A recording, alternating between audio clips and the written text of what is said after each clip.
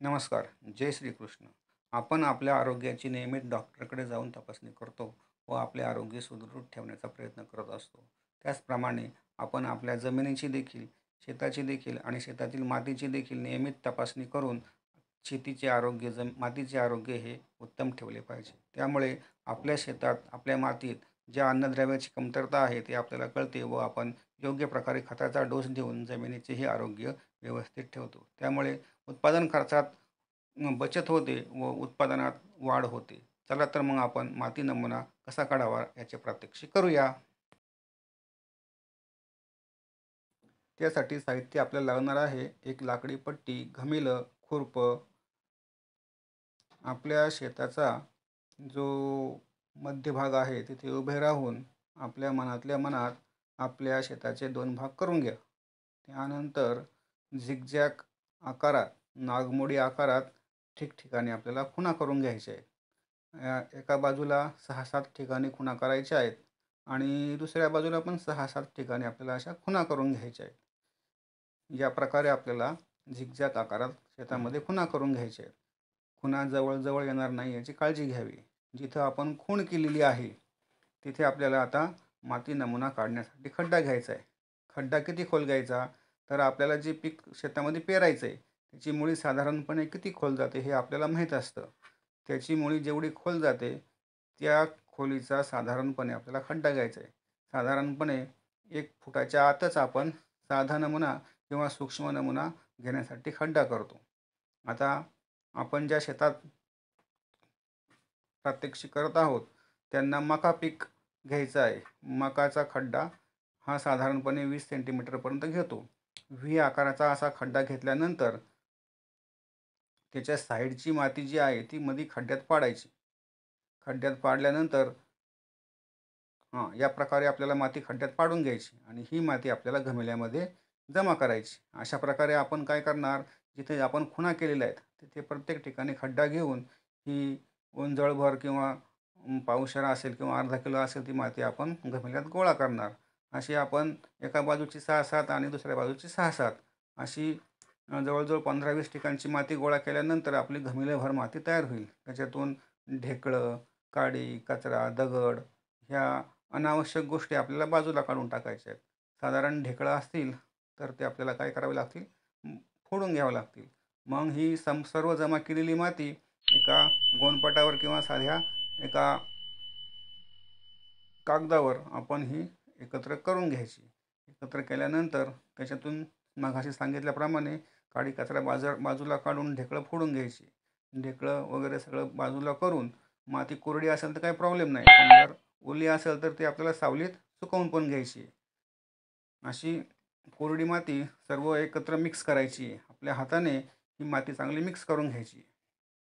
Mix केल्यानंतर mix करता करता त्याच्यामध्ये अजून काही काडी कचरा असेल तर तो पण बाजूला करायचा आहे. मिक्स केल्यानंतर आपल्याला त्या मातीचे 4 भाग करायचे. 4 भाग अशा प्रकारे करायचे. समसमान 4 भाग करायचे आणि समसमान 4 भाग केल्यानंतर आपल्याला काय करायचं आहे, याच्यातले कोणतेही 2 भाग समोरासमोरचे कोणतेही 2 भाग ते आपल्याला बाजूला काढून फेकायचे आहेत. बाजूला काढून इतरत्र फेकण्यापेक्षा आपण ते मगाशी घमील वापरलं होतं त्याच्यामध्ये परत टाकले तरी चालेल, काही अडचण नाही. तर आता हे शेतकरी आपण खेडे, कंपोस्ट खेडे, तालुका निफाड येथे श्री पानगव्हाणे यांच्या मळ्यात आपण हे प्रात्यक्षिक करत आहोत.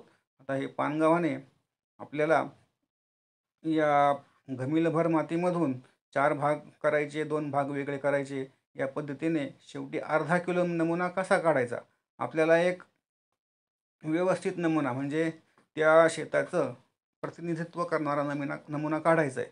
त्यासाठी आपल्याला घमिलभर माती तर काय आपण प्रयोगशाळेत पाठवणार नाही. मग ह्या घमिलभर मातीमधून आपल्याला फक्त अर्धा किलो माती प्रयोगशाळेत पाठवायची आहे. तर त्यासाठी पुन्हा राहिलेल्या मातीचे चांगले मिक्स करून 4 भाग करायचे आहेत. त्यानंतर समोरासमोरचे जे 2 भाग आहेत, कोणते पण समोरासमोरचे 2 भाग आपल्याला वाटेल ते 2 भाग पुन्हा बाजूला काढून टाकायचे आहेत. अशा प्रकारे आता बऱ्यापैकी निम्मी माती राहिलेली आहे. आता आपल्याला पण अर्धाच किलो नमुना पाठवायचा आहे. त्यामुळे राहिलेली माती पुन्हा एकत्र करायची. साधारणपणे आता 1 किलो माती शिल्लक आहे. तर त्याचे पण आपल्याला काय करायचे, 4 भाग करायचे. 4 भाग केल्यानंतर त्याच्यातून आपल्याला 2 समोरासमोरचे भाग बाजूला करून टाकायचे आहेत. आता हे करताना आपल्याला शेवटी मग काय अर्धा किलो माती शिल्लक राहणार आहे. आता अर्धा किलो माती शिल्लक राहणार आहे, तर ती अर्धा किलो माती मग आपल्याला काय करायची, आपल्या एखाद्या कापडी पिशवीमध्ये किंवा प्लास्टिकच्या पिशवीमध्ये भरून घ्यायची. कापडी पिशवी असेल तर उत्तमच, पण जर प्लास्टिकची पिशवी असेल तर ती नवीन पिशवी आणायची, दुकानातून विकत आणायची. आपल्या घरी किराणाची पिशवी असते, साबुदाण्याची म्हणा, साखरेची म्हणा, शेंगदाण्याची म्हणा, रव्याची म्हणा, अशी घरातली किराण्याची पिशवी अजिबात वापरायची नाही, कारण त्यामुळे थोडंफार सेंद्रिय पदार्थाचं प्रमाण वाढू शकतं. आता जो अर्धा किलो नमुना शिल्लक राहिला त्याच्यातूनही थोडीफार काडी कचरा असेल तो बाजूला करून कापडी पिशवीमध्ये भरून घ्यायचं आहे. कापडी पिशवीमध्ये भरल्यानंतर त्याच्यामध्ये आपल्याला काय करायचं आहे, एक चिठ्ठी टाकायची.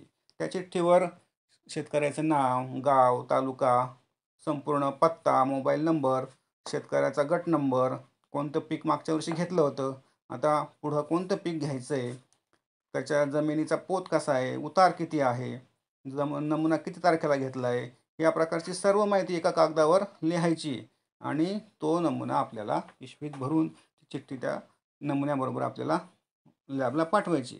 आता तपासणी कुठं करायची, तर आपल्या कृषी विभागामार्फत प्रत्येक जिल्ह्याच्या ठिकाणी माती व पाणी परीक्षण प्रयोगशाळा आहेत, तर तिथे आपण तपासू शकता. आपल्या जर नमुना काढताना जर आपल्या पिकाला खत घातलेले असेल तर नमुना आपण घेऊ नये. त्याचप्रमाणे उभे पीक असेल तर 2 पिकाच्या ओळीमधून आपल्याला मातीचा नमुना घ्यायचा आहे. त्याचप्रमाणे आपण जमिनीचा पोत आपला जर वेगवेगळा असेल, म्हणजे काही मुरमाड असेल, काही काळी असेल, तर आपल्याला प्रत्येक प्रकारच्या जमिनीतून वेगवेगळा आपल्याला माती नमुना काढावे लागेल, कारण प्रत्येक प्रकारच्या जमिनीमध्ये वेगवेगळे अन्नद्रव्य असते. तसेच आपल्याला झाडाखालून, जिथे झाड आहे तिथून झाडाखालून मातीचा नमुना घ्यायचा नाही. त्याचप्रमाणे जिथे आपण जनावरं बांधतो तिथूनही आपल्याला मातीचा नमुना काढायचा नाही. तसेच आपण आपल्या शेतामध्ये कुठेतरी शेणखत टाकत असतो, तर शेणखत टाकणाऱ्या जागेवरून पण आपल्याला मातीचा नमुना घ्यायचा नाही.